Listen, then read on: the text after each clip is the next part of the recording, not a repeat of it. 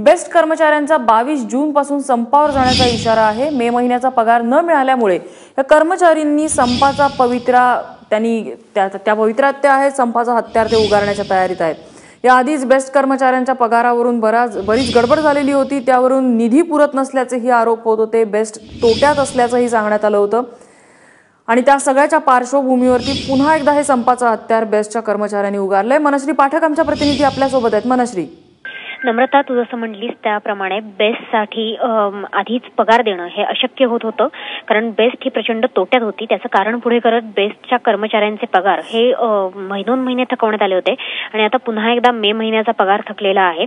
मात्र महत्त्वाची गोष्ट अशी की उद्या म्हणजे 20 तारखेला या पगारापैकी अर्धा पगार खात्यावर जमा करण्याचं आश्वासन बेस्ट प्रशासनाने दिलं आहे। मात्र 20 तारीख ते 22 तारखेपर्यंत जर पूर्ण पगार खात्यावर जमा झाला नाही तर मात्र 36,000 कर्मचारी हे संप करतील असा इशारा बेस्ट वर्कर्स युनियनने दिलेला आहे।